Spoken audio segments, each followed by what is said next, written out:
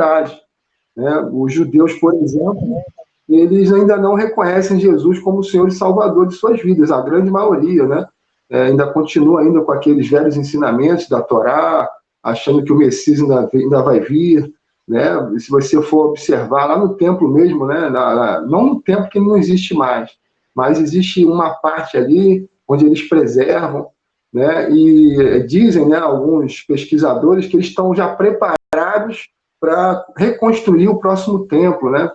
Já estão até se mobilizando para que o dia que chegar o dia, eles começarem a fazer conforme toda a tradição. Então, assim, ainda vai se cumprir a profecia de que todo o povo será um só povo, né? De que eles ainda reconhecerão a Cristo, né? E que todas as promessas que Deus tem para o povo irão acontecer. Então, a lição 8 que nós vamos ver hoje, eu queria que você abrisse a sua Bíblia lá em Ezequiel 38, versículo 23, a gente começar a destrinchar aqui rapidamente. Você observou que essa lição é até uma lição curta, né? Ezequiel 38, versículo 23. Estou com a minha secretária aqui me auxiliando aqui nos versículos aqui, né? Para a gente ganhar tempo aí. Todo mundo conhece a minha secretária, não? Aqui, minha secretária aqui, ó. Minha secretária bonita, né? Amém. Então, vamos lá. Assim diz a palavra do Senhor.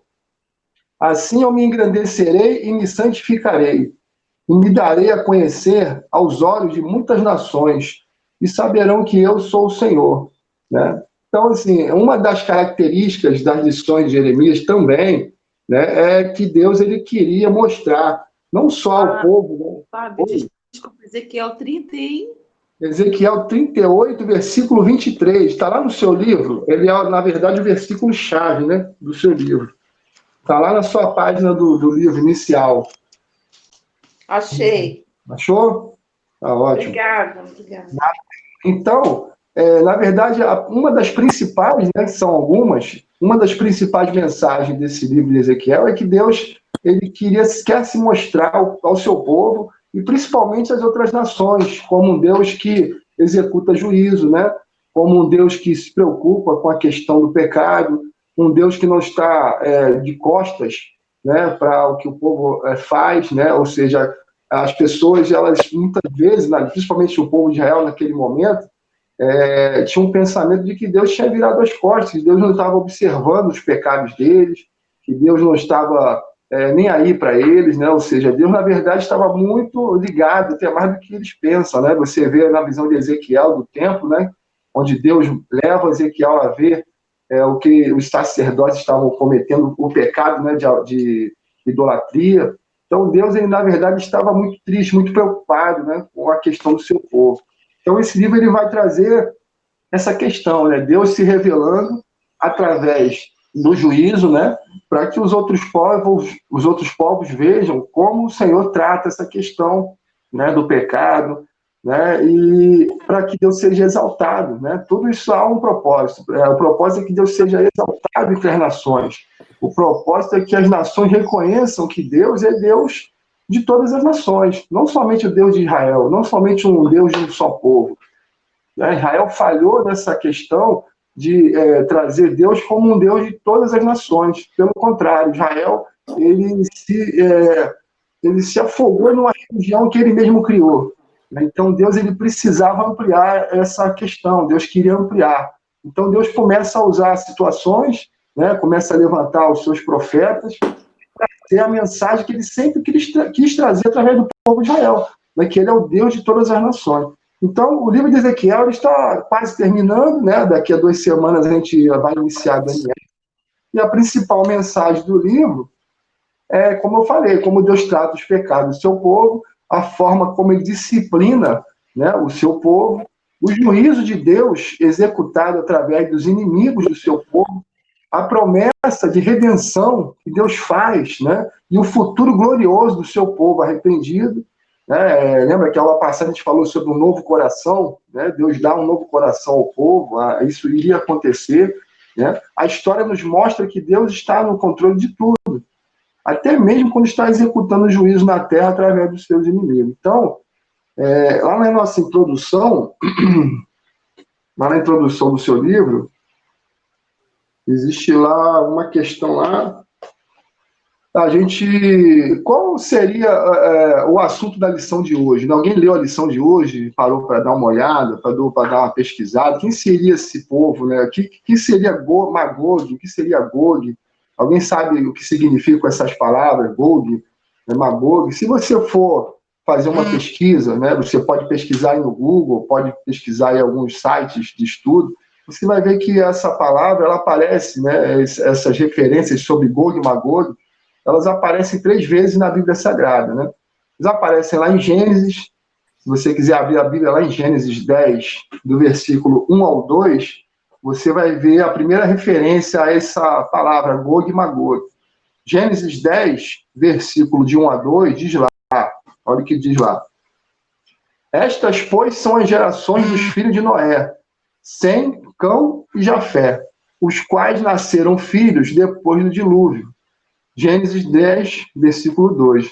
Os filhos de Jafé são Gomer, Magog, olha aí, Madá, Javã, Tubal, Meseque e Tiras. Então, essa é a primeira referência do nome Gog e Magog. Seria neto de Noé, né, o Gog, e Magog, né? Então, essa é a primeira referência. É um povo de uma certa região de Israel, né, segundo o relato lá de Gênesis.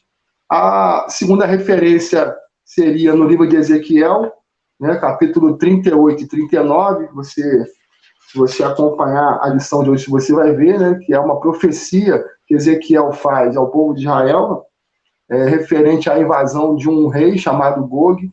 O Magog seria, de repente, uma região ou um povo, né? Isso não tem essa questão bem específica na Bíblia. E a terceira referência a esse nome está lá em Apocalipse, capítulo 20.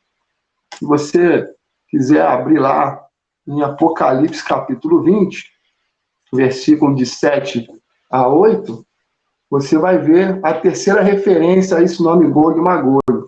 Apocalipse 20, versículo 7 a 8. Olha o que diz lá. Deixa eu abrir aqui. Apocalipse 20, versículo 7 a 8. Deixa eu ver. Quando, porém, se completarem os 1000 anos, Satanás será solto da sua prisão e sairá a seduzir as nações que há nos 4 cantos da terra, Gog e Magog, a fim de reuni-las para a peleja. O número dessas é como a areia do mar. Então, na verdade, como eu disse anteriormente, essas lições de Ezequiel, elas têm um cunho escatológico, né? Ou seja, basicamente, né, como diz a própria palavra, escatos, né? Último, elogia, né? Todo mundo sabe que significa estudo, então é o estudo das últimas coisas, né? A escatologia é um estudo futuro. Então, a aula de hoje não quer falar a respeito, né, propriamente de um povo, de um rei. A gente não vai falar sobre Magog, sobre Gog, sobre um povo, né? Que a gente não vai destrinchar isso. A gente não vai se aprofundar. Na verdade, essas palavras Gog e Magog aqui, nessa lição, elas foram usadas por Deus para representar uma profecia do Apocalipse. Ou seja, não sei se você já anotou lá na Record, está passando uma novela chamada... Qual o nome da novela? Apocalipse. Apocalipse mesmo, né? Então, essa novela ela retrata mais ou menos ali como irá acontecer toda essa questão do anticristo, como é que será a vinda de Jesus, o retorno, né? Como irá acontecer, o que acontecerá com o povo remanescente. Eu não sei se você já estudou sobre escatologia, existem algumas correntes teológicas a respeito do fim do mundo. A gente também não vai entrar aqui em detalhe, porque não tem tempo para a gente fazer isso. Mas se vocês quiserem, eu tenho estudos sobre isso, ou a gente, fora do nosso ambiente de aula, eu posso estar comentando com os irmãos, né? Se vocês já ouviram falar sobre a questão do milenismo, do amilenismo, né? Então existem correntes teológicas sobre o fim do mundo. Essa profecia, na verdade, né, está aqui em Ezequiel 38, 39, ela se dará quando o povo remanescente de Israel será salvo, né, na vida de Jesus, ou seja, eles reconhecerão a Cristo, mas Satanás se levantará com todos os líderes, né, ou seja, a maioria dos líderes mundiais para exterminar o povo de Israel, né, que aqui esses povos que se levantarão com Satanás simbolizam essa questão de Gog e Magog, que foi levantada aqui em Ezequiel. mas descerá fogo do céu, da parte de Deus, e vai aniquilar todos os inimigos, né? Então você vai acompanhar aqui nas lições, né, no capítulo 38 e 39, que Deus vai levantar inimigos, né, com o nome de Gog e Magog, que pelejarão contra Israel. Só que esse povo que vai pelejar contra Israel será destruído, né? Deus vai se levantar contra esse povo, e esse povo será destruído. Então, lá na sua introdução, vamos só para a gente poder entender, na página do espelho da sua lição. Está lá assim, introdução. Os capítulos 38 e 39 descrevem um futuro ataque a Israel e livramento de Deus, e o livramento que Deus proporcionará ao seu povo. Os exércitos invasores virão do lado do norte para invadir a Palestina, mas serão destruídos por intervenção sobrenatural. Aí no segundo tópico está lá, líder de uma confederação de exércitos que atacou a terra de Israel, descrito como príncipe de Rosh, de Meseque e Tubal, que no caso é o Gog, é também descrito como na terra de Magog. Terceiro tópico, nada se sabe ao certo sobre algum governo chamado Gog. As terras que governavam Magog, Meseque e Tubal provavelmente se localizavam nas regiões da Ásia Menor e do Mar Negro. Essas terras estavam localizadas a uma grande distância do mundo do Oriente Médio.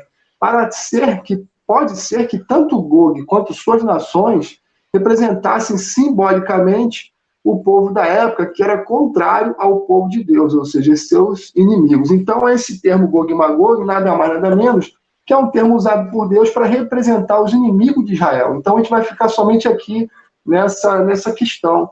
Né? Deus, ele quer, como todo livro, né, de Ezequiel, ele quer permear a história, trazendo exemplos, né, trazendo povos como exemplo de inimigo de Israel, como se fosse o juízo de Deus através deles. Né? Você também, a gente vai estudar sobre isso futuramente, no livro de Daniel, que Deus vai levantar lá o Dário, né, o rei lá da Síria, contra a Babilônia, para destruir a Babilônia, e Deus chega a chamar Dario de meu pastor, né, um ímpio, né? Ou seja, ele usa o juízo, ele usa os povos, Deus ele está no controle de toda a história. E a gente vai entrar no âmago da lição, a gente vai ver que Israel achava que Deus ele tinha perdido a caneta, né? Que Deus tinha entregue o povo ao vento, né? Ou seja, os inimigos vão fazer o que querem. Não, Deus, na verdade, ele sempre esteve no controle, ele sempre teve a caneta da história, e sempre terá. Então, o esboço de Ezequiel, como está no livro, né, antes tem lá o tópico 4, na sua lição, no livro de Apocalipse, Gog e Magog reaparecem como símbolos das nações do mundo que marcharão contra o povo de Deus nos últimos tempos, como a gente leu lá em Apocalipse. Então, Ezequiel queria basicamente trazer uma mensagem de Deus ao povo. Que mensagem é essa? A mensagem de juízo, né? Tanto quanto ao seu povo, quanto aos seus inimigos. Deus mostra através dessa profecia, irmãos, que o seu povo estava sofrendo o juízo por culpa de seus pecados e abominações. Eles atraíram o juízo de Deus, mas que o próprio Deus iria destruir os seus inimigos, pois Deus ele se indignou. Deus estava indignado com o estado deplorável em que seu povo se encontrava, né, por causa do pecado. E que o juízo de Deus ele é executado por causa do pecado, mas que Deus também ele redime, né, ou seja, ele iria redimir a casa de Israel, executaria juízo contra os seus inimigos. Na verdade, essa lição de hoje é uma continuação da lição anterior que nós falamos sobre a restauração. Chegará um tempo em que o povo ele vai reconhecer Deus em Cristo, né? Ou seja, como a gente falou sobre a questão do novo coração, né? Como é que esse povo vai reconhecer a Deus, o povo de coração duro, como é que isso vai acontecer? Aí a gente estudou na semana passada sobre o Vale dos Ossos Secos. Deus usou Ezequiel para dizer: Ezequiel, eu sei que vocês não acreditam mais em restauração, eu sei que é difícil você crer que esse povo pode ser restaurado. Então Deus usa aquela profecia, aquela visão, né, para mostrar que ele poderia ressuscitar o povo outra vez, e que a esperança poderia retornar. Então essa profecia é estritamente, né, nesse contexto. Deus, ao mesmo tempo que é justo em castigar o seu povo, ele mesmo providencia a restauração. Olha que legal. Deus ele é como um pai, né? Ele disciplina seu filho, mas ele não deu um descarte do seu filho. Ele não larga o seu filho de mão. Ah, não, eu não quero mais saber desse filho, dá muito trabalho. Não, Deus é um Deus justo, amoroso, né? A palavra de Deus, ela vem em duas, ela sempre vem acompanhada, né? A verdade e a justiça. Então, Deus, ele disciplina o seu povo, né? Mas, ao mesmo tempo, ele ele redime o seu povo. Né? Então, Deus, ao mesmo tempo que é justo em castigar, ele mesmo é justo em providenciar a restauração. E além do mais, ele ainda promove a aniquilação dos seus inimigos, mostrando que Deus se faz presente em toda a história, através do juízo e da redenção do seu povo. O fato dos inimigos de Israel estarem prevalecendo contra eles não os colocam na história como protagonistas. Foi o que eu falei antes. Então, o povo de Israel achava que os inimigos eram protagonistas. Os inimigos estavam prevalecendo, né, por causa daquela questão toda que eles estavam oriundo a Deus. Ou seja, o que isso queria dizer? Que Deus sempre está no controle absoluto de todas as coisas. Que os inimigos de Israel apenas são uma peça de um quebra-cabeça onde Deus é o autor, né, o provedor e o sustentador de todo o universo. A aula de hoje, na verdade, é uma continuação, como eu falei da aula anterior, quando a gente falou do sentimento do povo de Israel quando olhavam para a sua situação. Alguém lembra lá qual era o sentimento do povo de Israel quanto à sua situação, né, de destruição, de juízo? Está lá em Ezequiel 37, no versículo 11, só para a gente poder recordar. Ezequiel 37, versículo 11. Olha o que está escrito. Então, me disse, filho do homem, estes ossos são toda a casa de Israel. Eis que dizem, os nossos ossos se secaram e pereceu a nossa esperança. Estamos de todos terminados. Então, esse era o sentimento do povo de Israel.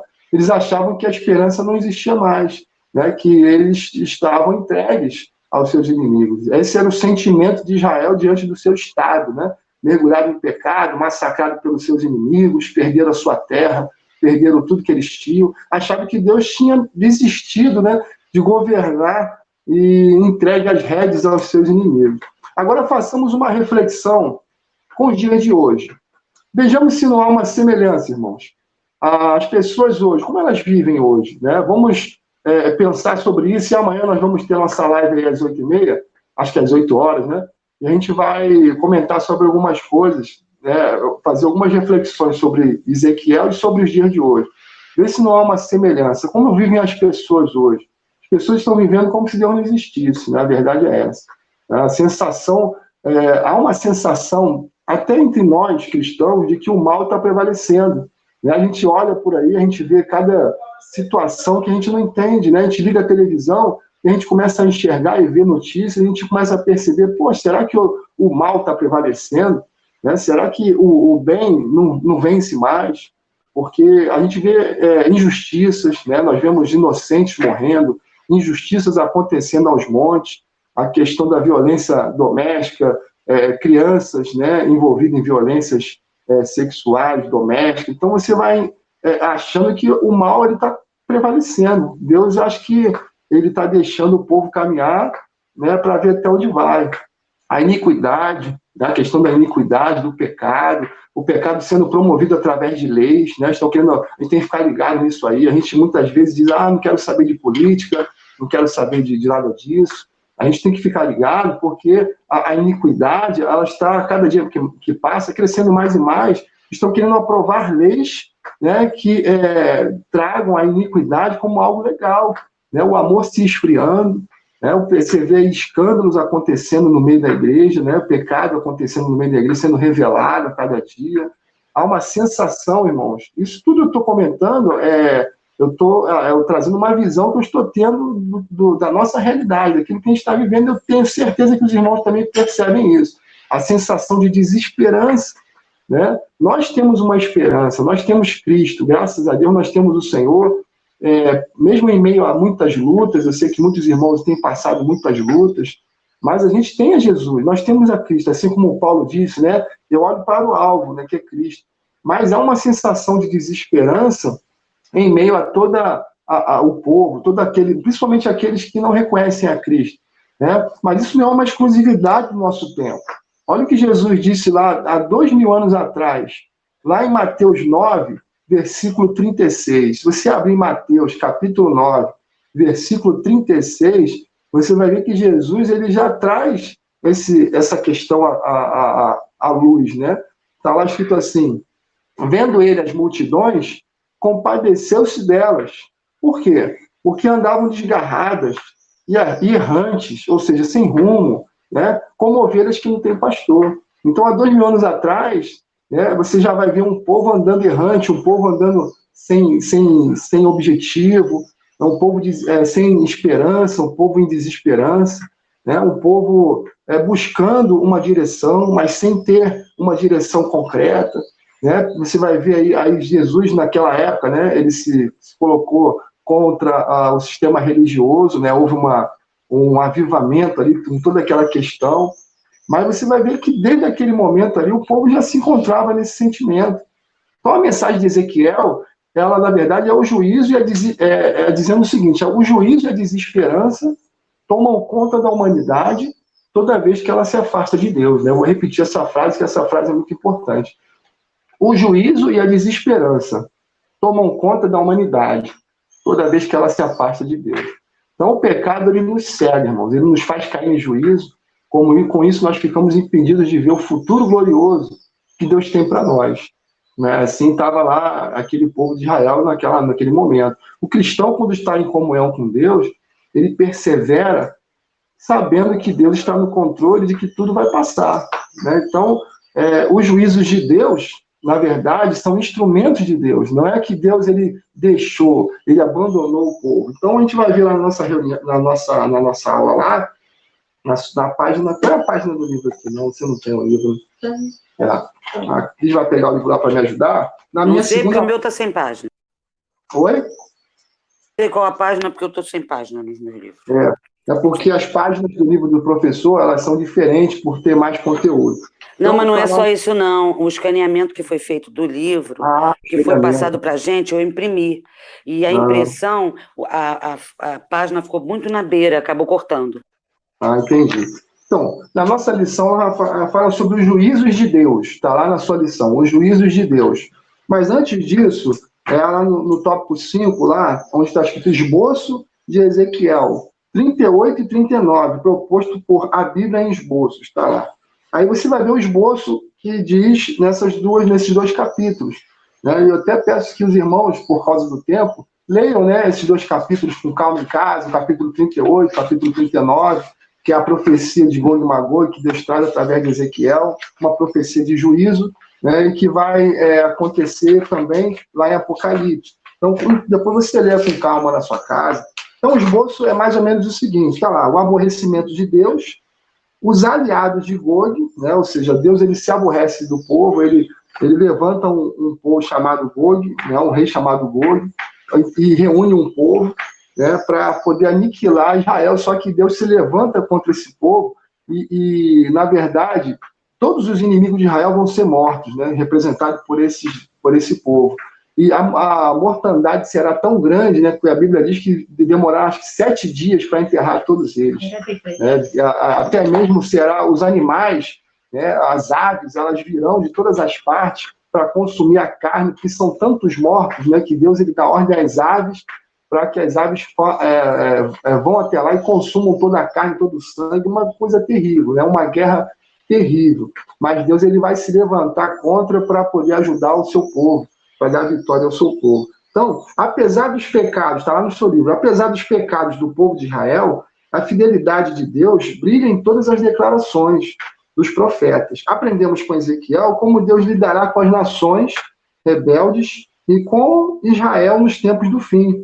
Mas, certamente, o mais importante que aprendemos é a realidade da fidelidade, da compaixão e da santidade do nosso Deus grandioso. Aí, na nossa lição, vai ter alguns exemplos de juízos de Deus, né, para a gente poder entender como é que se dá o juízo de Deus, como é que se dá essa questão dos inimigos do povo, quando se levantam contra o povo, né, por causa, muitas vezes, do próprio pecado do povo. São instrumentos de Deus. Tem alguns tipos de juízo, que eu até separei aqui. Lá em Josué, capítulo 7, versículo 22 ao 26, tem um relato lá de um juízo que aconteceu naquela época ali.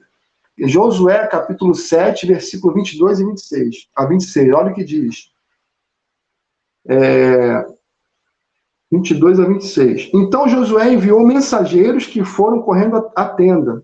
E eis que tudo estava escondido nela e a prata por baixo.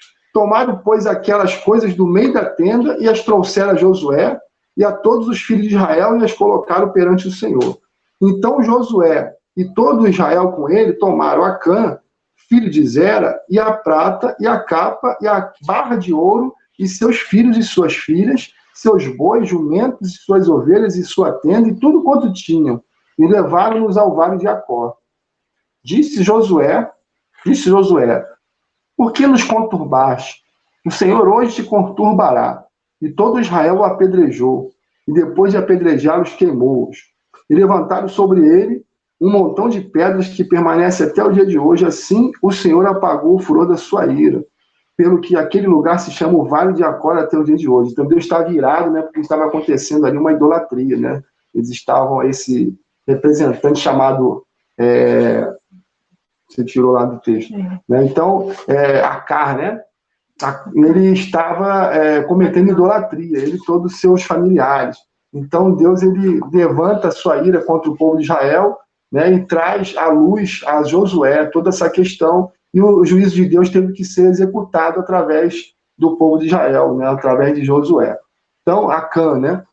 Então a gente vai ver um outro juízo lá, que está lá em Números capítulo 16, só para a gente entender como é que Deus age na história. Às vezes, assim, a principal reflexão, irmãos, que eu quero trazer quanto a tudo isso aqui, é muito interessante quando a gente estuda sobre juízo na Bíblia. A gente vai ver coisas grandiosas acontecendo, Deus destruindo Sodoma e Gomorra, Deus aniquilando a humanidade através do dilúvio, né? A questão do Noé. Você vai ver grandes acontecimentos de juízos sobre a terra, a própria questão do Apocalipse, né? A própria questão do fim do mundo, que você sabe que haverá um juízo final, que nada do que está acontecendo aqui vai passar, como diz a garotada, vai passar batido, né? Deus está anotando tudo. Então você vai ver que a gente fala de juízos muito grandes na Bíblia, como a gente vai ver agora em Números. Né? Números capítulo 16, versículo 20 a 30. É muita coisa, mas a gente tem que ler aqui para a gente poder entender. Disse o Senhor a Moisés e Arão: apartai-vos do meio desta congregação e os consumirei no momento. Mas eles se prostraram sobre o seu rosto e disseram: ó Deus, autor e conservador. Travou aqui, peraí. Números 16, capítulo 16, do versículo 20 ao 30. Aqui, travou não, a gente está te ouvindo direitinho, pode continuar. Travou com minha Bíblia aqui. Porque ao vivo é complicado, ao vivo tem essas questões. Número capítulo 16, abre aqui de novo. Capítulo 16, do versículo 20 ao 30. Ao vivo tem esses imprevistos. Olha o que diz. Disse o Senhor a Moisés e Arão: apartai-vos do meio desta congregação e os consumirei no momento. Né? Ou seja, Deus está falando aos líderes: ó, se aparta do meio dessa congregação que eu vou consumir eles. Mas eles se prostraram sobre o seu rosto e disseram: ó Deus, autor e conservador de toda a vida. Olha, eles estão lá intercedendo pelo povo. Acaso, por pecar um só homem, indignar-te-ás contra toda esta congregação? Respondeu o Senhor a Moisés: fala a toda esta congregação, dizendo: levantai-vos do redor da habitação de Corá, Datã e Abirão. Então se levantou Moisés e foi a Datã e Abirão, e após ele foram os anciãos de Israel.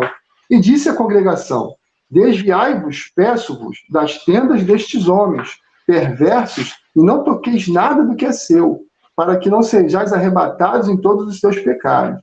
Levantaram-se, pois, do redor da habitação de Corá, Datã e Abirão, e Datã e Abirão saíram e se puseram à porta da sua tenda, juntamente com suas mulheres, seus filhos e suas crianças. Então disse Moisés: nisto conhecereis que o Senhor me enviou a realizar todas estas obras que não procedem de mim mesmo. Se morrerem estes como todos os homens morrem, e se forem visitados por qualquer castigo como se dá com todos os homens, então não sou enviado do Senhor. Mas, se o Senhor criar alguma coisa inaudita, e a terra abrir a sua boca, e se os tragar com tudo que é seu, e vivos descerem ao abismo, então conhecereis que estes homens desprezaram o Senhor. né? E aconteceu que, acabando ele de falar todas estas palavras, a terra debaixo dele se fendeu, abriu a sua boca e os estragou com suas casas, com todos os homens que pertenciam a Corá e todos os seus bens. Corá levantou lá uma rebeldia, né? Uma rebelião contra Moisés. Então Deus queria destruir todo o povo e Moisés e Arão intercedeu pelo povo. Então houve ali um juízo de Deus porque eles estavam contendendo contra o líder levantado por Deus. Então, você vai ver lá em Atos 5, do versículo 1 ao 11, a questão de Ananias e Safira. Você conhece a história, né? Que Ananias e Safira mentiram aos apóstolos quanto à questão da venda de um terreno. E foi dito a eles, olha, vocês não eram obrigados a vender o terreno e trazer o dinheiro todo. Vocês poderiam dar uma parte, mas por que vocês mentiram? Né? Mentiram ao Espírito Santo e foram ali, caíram ali mortos. Né? Então você vai ver o juízo de Deus acontecendo, e quando a gente fala sobre coisas grandes, a gente fala muito sobre essa questão do juízo, né? Só que a gente não pode deixar passar, muitas vezes, coisas simples na nossa vida, irmão. Né? Há situações na nossa vida que muitas vezes nós negligenciamos, né? São os pequenos pecados, né, que muita gente comete, muitas vezes a gente comete, e a gente passa batido porque a gente está olhando para as coisas grandes. Eu não faço nada de errado, eu não traio, né, eu não mato ninguém, né, mas e as outras questões cotidianas que nós temos negligenciado na nossa vida? Uma vez eu dei uma aula e falei que deixar de orar é pecado, né, porque a Bíblia diz lá em Tessalonicenses que nós devemos orar sem cessar. Né, e quando a gente deixa de orar, a gente deixa de falar com Deus, a gente deixa de ter relacionamento com Deus. Isso é pecado. É uma questão de pecado também. Né? E sem falar nas outras coisas. Quando Jesus ele traz o ensinamento do Velho Testamento, né, ele começa a pregar, ele vai dizer, olha, você ouviste o que foi dito, eu porém vos digo, né? Se você acha que pecar é ser pego em flagrante adultério, eu porém digo a vocês que é pior. Né? Ou seja, se você pensar e olhar com intenção impura, você já cometeu adultério. Então, veja que a questão do pecado, ela vai muito além de simples ato. Ela já começa no nosso coração. Ela já começa a brotar de dentro de nós.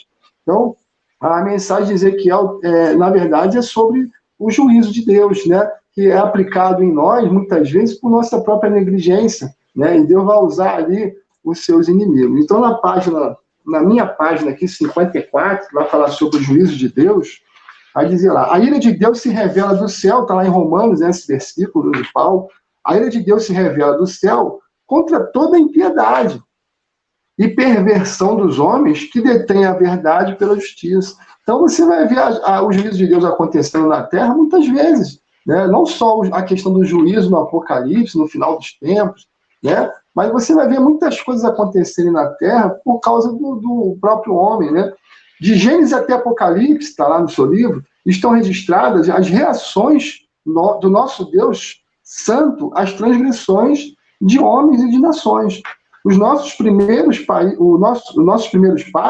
foram expulsos do Éden. Houve o dilúvio, que se tornou referencial nas profecias subsequentes. Sodoma e Gomorra foram destruídos, está lá os versículos. Os reinos de Israel e de Judá foram conquistados, né? Caíram por causa da perversidade, da idolatria, do pecado, e foram conquistados. E seu povo deportado. Todos esses juízos são figuras e garantias do juízo final, ou seja, todos os juízos que aconteceram na terra, que nós relatamos aqui agora, todos os que estão acontecendo, né? Nós observamos no dia de hoje coisas acontecerem, juízos acontecerem, principalmente no meio da igreja, e você vai ver que tudo isso é uma sombra daquilo que virá no futuro lá. O juízo em Ezequiel, lá no seu livro, 38 e 39. O estilo é apocalíptico, como eu falei, né? É uma mensagem escatológica. O estilo é apocalíptico. E Ezequiel era sacerdote. As verdades, muitas vezes, são representadas por meio de símbolos. Por isso, não precisamos perguntar quem são Gog e seu povo. Mas antes, o que eles estão simbolizando. Então, a lição de hoje, ela traz um simbolismo. Esse povo representado por Gog, na verdade, é um simbolismo de como os inimigos se levantarão contra o povo. Como está em Apocalipse, nós lemos lá. Apocalipse 20, versículo 8. Trata-se dos fins dos tempos. Trata-se dos tempos do fim. Como nos outros profetas que tratam do mesmo tema. Os termos usados são escatológicos. Está lá em Ezequiel 38, 8. depois de muitos dias serás visitado no fim dos anos. Aí depois está lá em Jeremias, depois daqueles dias, está lá em Malaquias, depois dos últimos, Miqueias, depois nos últimos dias. São necessários até 7 meses para sepultar Gog e seus exércitos. Então você vai ler, quando você lê o capítulo 38 e 39, você vai ver que a morte dos inimigos ela foi tão intensa que foram 7 meses, né? Eu falei 7 dias, mas foram 7 meses para sepultar todo o exército de Gog, né? Como foi grande o banho de sangue lá. Então, no tópico 2, ele vai trazer aqui um exemplo, né, no Antigo Testamento e de outros profetas, né, que falaram a respeito do juízo de Deus. Está lá no Antigo Testamento, no seu livro, está lá assim: não és tu aquele de quem eu disse nos dias antigos, por intermédio dos meus servos, os profetas de Israel, os quais então profetizaram durante anos, que te faria vir contra eles? Está lá em Ezequiel 38, 17, que é a nossa lição de hoje. Aí depois vem embaixo. Embora não o mencione por nome, a sua invasão de Israel e as armas que serão usadas por Deus para derrotá-los são descritas. Vejamos nos profetas que falaram antes e depois de Ezequiel a previsão do último grande conflito. Então, não só Ezequiel, mas outros profetas também profetizaram a questão do último conflito que haverá em Apocalipse. Observe como naquele dia serão castigados seres espirituais e seres humanos. Aí está lá Joel, né? Joel, capítulo 3, de versículo 12 ao 16, está Ageu e está Zacarias, né? Eles falam, o juízo ele permeia toda a Bíblia, né? Toda a palavra de Deus ela vai trazer, através dos profetas, essa questão do juízo final. E no Novo Testamento também, né? O Senhor Jesus, o profeta por excelência, Jesus falou sobre os fins dos tempos, né? Pedro também falou lá em 2 Pedro 3, do 5 ao 7. João, né, principalmente, que teve a visão do Apocalipse, ele vai dizer isso lá em Apocalipse 19. Só para nós podermos ter uma noção aqui das palavras de Jesus, lá em Marcos 13, olha o que o mestre vai falar sobre isso. Marcos 13, não sei se todos estão entendendo até aqui, né, o que Ezequiel, porque nós não lemos o texto de 38 e 39 de Ezequiel, por ser um texto grande, né, mas basicamente fala desse povo que é levantado por Deus para trazer juízo sobre a terra, sobre o seu povo, e essa profecia é uma profecia apocalíptica, né, ela reflete o fim dos tempos. Então, lá em Marcos, capítulo 13, abriu aí? Uhum. Marcos, capítulo 13, versículo 24 ao 27. Olha o que diz lá, 24 ao 27. Mas naqueles dias, após a referida tribulação, o sol escurecerá, a lua não dará a sua claridade. Palavra de Jesus. As estrelas cairão do firmamento e os poderes do céu serão abalados. Então verão o Filho do Homem vir nas nuvens com grande poder e glória. E ele enviará os anjos e reunirá os seus escolhidos dos 4 ventos da extremidade da terra até o céu, até a extremidade do céu. Aprendei, pois, a parábola da figueira, quando já os seus ramos se renovam e as folhas brotam, sabeis que está próximo o verão. Então veja que o próprio Senhor Jesus ele vai trazer, né, toda essa questão do juízo final, as palavras de Jesus. E os discípulos, era engraçado que os discípulos dele, né, os discípulos, os apóstolos, muitas vezes não entendiam o que Jesus estava querendo dizer, né, quando ele proferia essas palavras.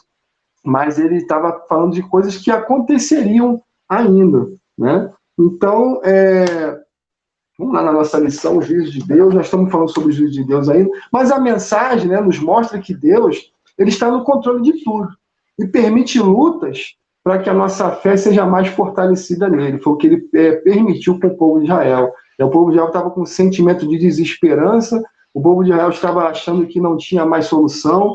Deus levanta Ezequiel para trazer todas essas profecias, principalmente a profecia de restauração. Ele usa aquela passagem dos vales dos ossos secos, né? Ou seja, Deus ele permite as lutas para que a fé seja fortalecida, para que sejamos ferramentas potentes em suas mãos.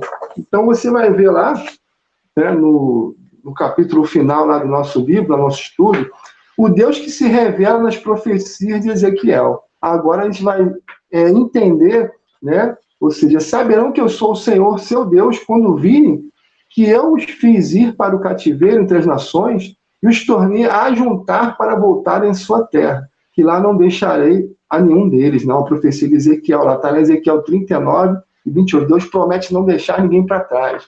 Deus promete reunir todo o seu povo. E essa profecia é uma profecia que vai acontecer no fim dos tempos. A gente, vamos lá, só para a gente entender aqui, não está chegando ao final da lição, essa é uma lição bem curta, né, porque, na verdade, é uma continuação da lição anterior, né, e a principal mensagem é essa. A principal mensagem é que Deus, ele executa o juízo, mas Deus, ele vai reunir o seu povo, ele vai trazer a restauração do seu povo. Então está lá no último capítulo da sua lição. Seu caráter demonstrado pelas suas ações. Deus mostra o que ele é pelo que faz, né? Ou seja, Deus mostra o que ele é pelo que ele faz. No livro de Ezequiel, há 32 versículos com a frase: saberão que eu sou o Senhor. Então veja que a ênfase do texto de Ezequiel como eu falei no início, é Deus mostrar não só ao seu povo, e principalmente aos outros povos, quem o Senhor era. Ou seja, o povo já tinha falhado nessa mensagem de trazer aos outros povos a imagem de quem Deus era, que Deus é o Deus de todos os povos. Eles tinham falhado nisso. Então Deus, ele começa a usar todas essas questões do juízo para que os outros povos entendam quem ele é. Seus relacionamentos com Israel, seu tratamento para com as demais nações, tudo concorre para ilustrar a grande realidade do único Deus verdadeiro. Senhor é o nome próprio de Deus, né? Jeová. Está lá no tópico A. Soberano, uma das características de Deus, né? Em todas essas passagens de Ezequiel. Soberano, ou seja, Deus era soberano. Senhor absoluto. Assim diz o soberano, o Senhor. A mesma palavra é usada em Isaías 6, versículo 1. É aquele que rege tudo que criou com poder total, como o Senhor absoluto. Dono e soberano, usa as coisas criadas para abençoar ou efetuar seu juízo, como a gente falou. Deus usa o povo inimigo para efetuar juízo na terra, para efetuar juízo entre o seu povo. A gente vai ver isso muitas vezes contextualizado no dia de hoje. Você vai ver que muitas coisas acontecem, principalmente no nosso meio, com nossa própria culpa, e Deus, ele vai usar questões tanto para punir, né? Entenda a palavra punir, né? Não punir no sentido de destruir, e sim para trazer ensino, para trazer uma correção. Como Deus também vai usar muitas vezes para nos abençoar. Né? Uma vez eu ouvi no rádio um radialista ele comentando, né? Não sei se ele estava falando sobre a palavra, eu sei que ele estava dizendo que tinha uma mulher, né? Uma história, né?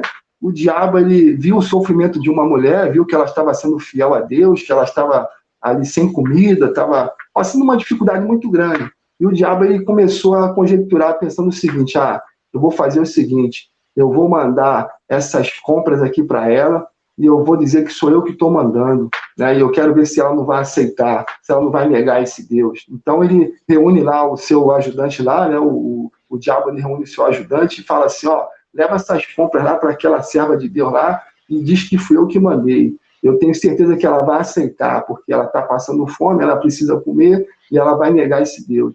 Então o diabo manda lá o servo dele levar. O servo dele bate na porta, né, e fala: senhora, tudo bom? Ela: tudo bem. Então, eu trouxe essas compras aqui. Ela nem deixou ele chegar primeiro, ela já foi abraçando as compras. Obrigado!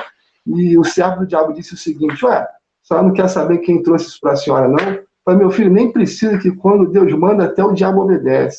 Então, veja que Deus, ele executa juízo, né? E ele usa muitas vezes as circunstâncias até para nos abençoar. Até os inimigos ele vai usar muitas vezes para nos abençoar. Então, lá no tópico B da sua lição está lá: santo. Uma outra característica que Deus, ele destaca, né, nesses textos de Ezequiel, a sua santidade. Deus não poderia ser relapso, né, com os pecados de Israel. Deus não poderia passar a mão na cabeça do povo achando que estava tudo certo, porque ele era um povo escolhido. Não, Deus é santo. Deus, ele preserva a sua santidade. Deus, ele não pode contemplar pecado, né? A Bíblia diz lá em Tiago que em Deus não há variação nem sombra. Deus, ele não pode olhar o seu povo em pecado e achar que está tudo certo. Não, ele é meu povo escolhido, né? Vamos passar aqui a mão nele. Não, Deus ele é um pai que corrige. Então, a sua santidade é uma outra característica, está lá no seu livro. Farei conhecido o meu santo nome no meio do meu povo de Israel, e nunca mais deixarei profanar o meu santo nome. E as nações saberão que eu sou o Senhor, o santo de Israel. Outra característica lá que está no tópico C: ordena e domina o movimento das nações, né? Foi o que a gente estava comentando aqui.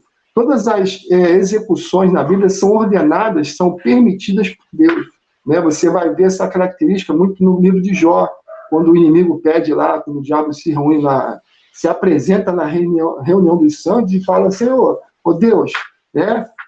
Viste meu servo Jó, Deus falou para ele falou, ele só te serve porque o Senhor cercou, toca nele para ver se ele não vai te blasfemar. Então veja que até mesmo precisa de uma permissão de Deus para que o servo dele seja tocado. Quando está lá no seu livro, Deus ordena e domina os movimentos das nações. Não fiz eu subir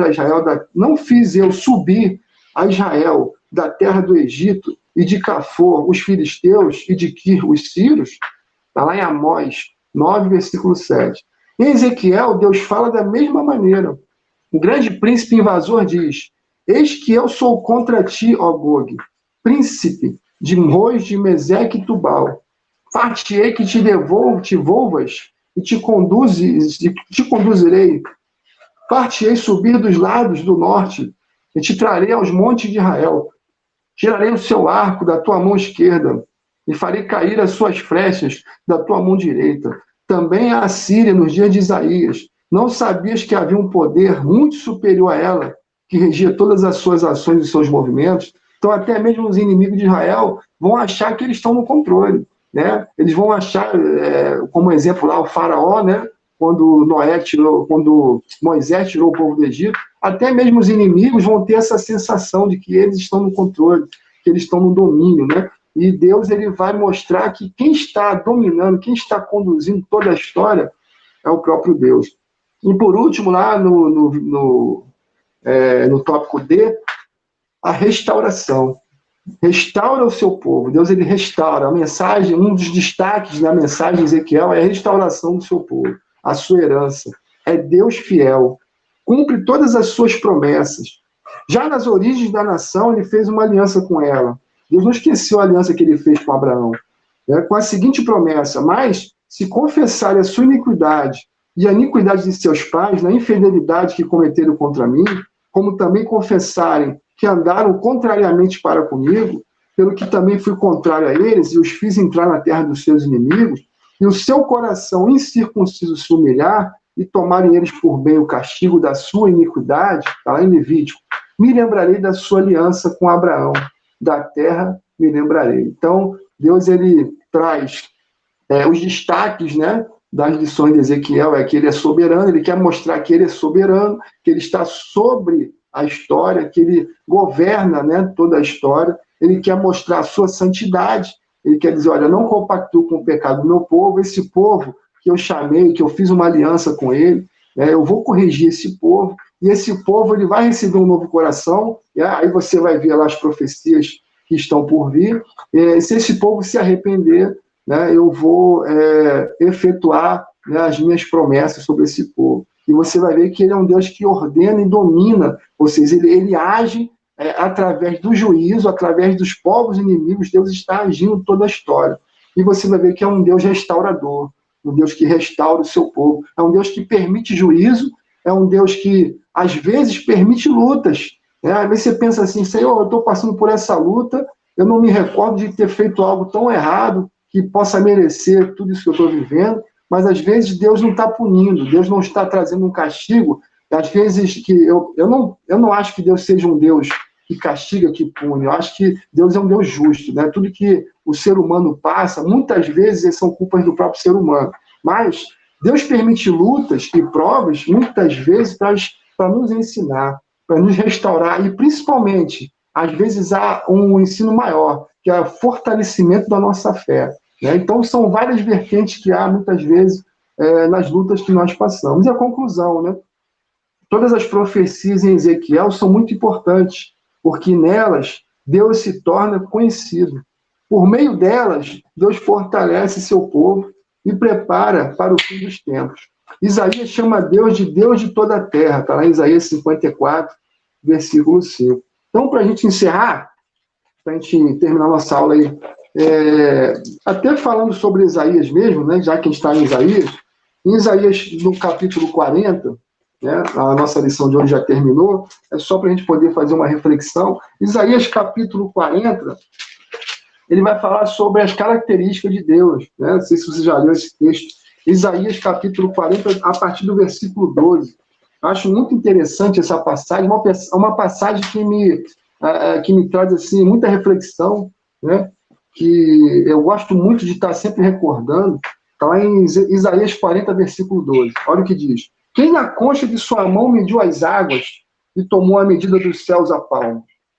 Quem recolheu na terça parte de um efa o pó da terra e pesou os montes em romana e os outeiros em balança de precisão?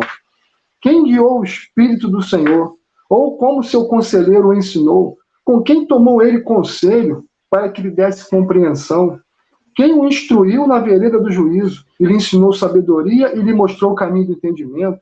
Eis que as nações são consideradas por ele como um pingo que cai de um balde e como um grão de pó na balança. As ilhas são como o pó fino que se levanta.